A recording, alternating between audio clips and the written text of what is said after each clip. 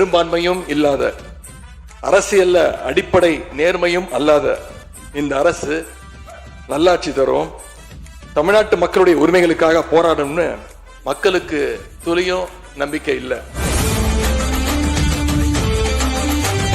இந்த மாசம் 15ஆம் தேதி கலைஞர் மகளிர் உரிமை தொகை 1,31,00,000 தாய்மார்கள் காத்துக்கிட்டு இருக்கிறாங்க. அந்த 1000 ரூபாய் வருமா அப்படின்னு காத்துக்கிட்டு இருக்கிறாங்க. தயவு செஞ்சு அதுல அரசியல் செய்ய வேணாம். அது மட்டும் இல்ல, தேர்தலுக்கு முன்னாடி பல கவர்ச்சியான வாக்குறுதிகளையும் நீங்க கொடுத்திருக்கிறீங்க. மக்கள் அதுவும் ஞாபகம் வச்சிருக்கிறாங்க. பெரிய லிஸ்ட் தான். மகளிருக்கு மாசம் 2,500 ரூபாய், ஆண்டுக்கு 6 சிலிண்டர், தங்க செயின், மோதிரம், பட்டுப்புடவை, வேலையில்லா இளைஞர்களுக்கு உதவித்தொகைன்னு அந்த லிஸ்டும் நீண்டுட்டே இருக்கு. பிளவுபட்ட ஒரு குரூப் உங்களுக்கு ஆதரவு தெரிவிச்சிருக்கிறாங்க.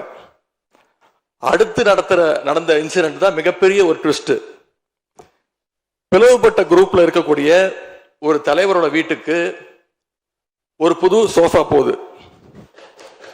சோஃபா பின்னாடியே புது முதலமைச்சரும் அந்த தேர்தல் நேரத்தில் ஊழல் சக்தின்னு சொன்னீங்க.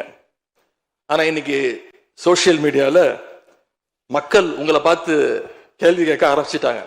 என்ன கேட்கிறாங்க தெரியுமா? அந்த ஊழல் சக்தியோடு சேர்ந்து இருக்கக்கூடிய ஆளுங்கட்சிய இப்ப என்ன சக்தின்னு கூப்பிட போறாங்க. கிளீன் கவர்மெண்ட் சொன்னாங்க. இதுதான் உங்க கிளீன் கவர்மெண்ட்டுடைய லட்சணமானு மக்கள் கேட்க ஆரம்பிச்சிட்டாங்க. இப்படி நீங்க கூவத்தூரையும் மிஞ்சுற அளவுக்கு அடிக்கிற கூத்த பார்க்கும் போது இந்த அரசு எத்தனை நாளைக்கு நீடிக்க போகுதுன்னு மக்களுக்கு அந்த சந்தேகம் வர ஆரம்பிச்சிருச்சு. முதல் கோணலே முற்றிலும் கோணல்ன்ற மாதிரி உங்க நடவடிக்கை எல்லாமே இன்னைக்கு நடந்துகிட்டு இருக்கு.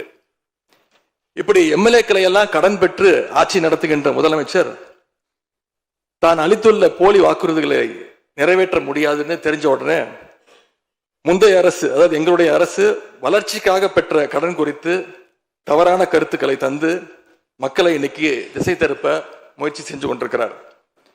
பெரும்பான்மையும் இல்லாத, அரசியல்ல அடிப்படை நேர்மையும் அல்லாத இந்த அரசு நல்லாட்சி தரும், தமிழ்நாட்டு மக்களுடைய உரிமைகளுக்காக போராடும்னு மக்களுக்கு துளியும் நம்பிக்கை இல்லை.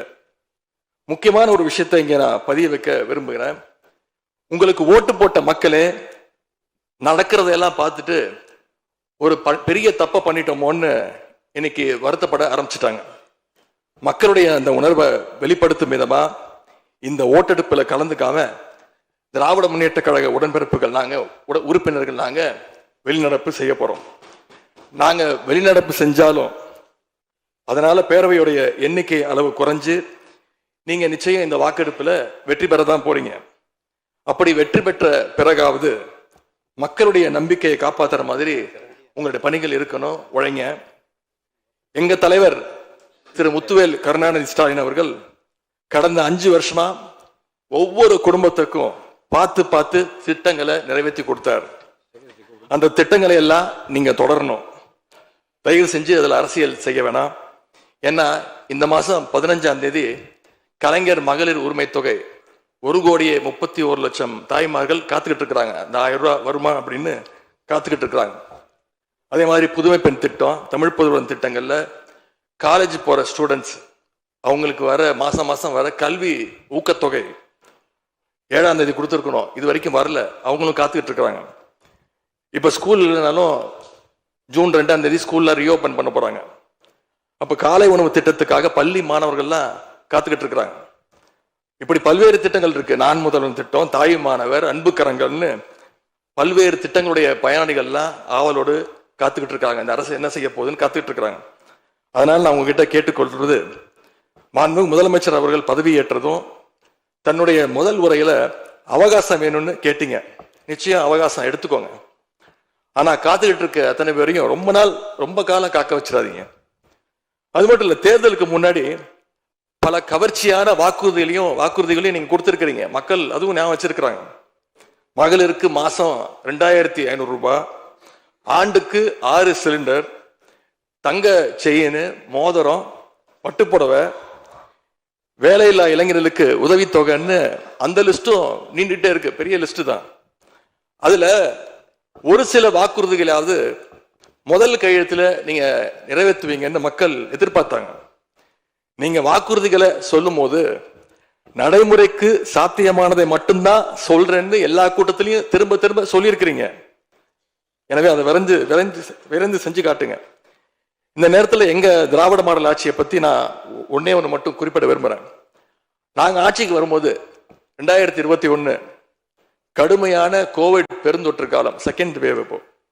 அப்ப மாநிலத்துடைய பொருளாதார வளர்ச்சி எவ்வளவு தெரியுமா? வெறும் 0.7%. அந்த நிலையிலையும் எங்க தலைவர், எங்க முதலமைச்சர் அப்போ முதல் கையெழுத்திலேயே மகளிருக்கு விடியல் பயண திட்டத்தை கொடுத்தார். முதல் நாளே எல்லா குடும்பங்களுக்கும் 4000 ரூபாய் லாக்டவுன் உதவித்தொகையை எங்க முதலமைச்சர் கொடுத்தார். ஆவின் பால் விலை குறைப்பு, இப்படி முதல் நாளே 5 கோப்புகள்ல கையெழுத்து போட்டார். ஒரே மாசத்துல தேர்தல் அறிக்கையில சொன்ன மாதிரி பெட்ரோல் விலைய லிட்டருக்கு 3 ரூபாய் குறைப்பதற்கான உத்தரவையும் எங்க முதலமைச்சர் போட்டார். இப்படி கடுமையா உழைச்சதுனாலதான் இன்னைக்கு 5 ஆண்டு முடிவில் இந்தியாவிலேயே பொருளாதார வளர்ச்சியில நம்பர் 1 மாநிலமாக இன்னைக்கு தமிழ்நாட்டை எங்களுடைய தலைவர் மாத்தி காட்டியிருக்கிறார். நாங்க நம்பர் 1 மாநிலமா மாத்திட்டு தான் ஆட்சியை விட்டு போயிருக்கோம். உங்க ஆட்சியை பொறுத்த வரைக்கும் வெறும் இன்ஸ்டாகிராம்ல ரீல்ஸ் ஆட்சியா இல்லாம ரியல் ஆட்சியா நடத்துங்க. அது மட்டும்தான் மக்களுடைய கோரிக்கை.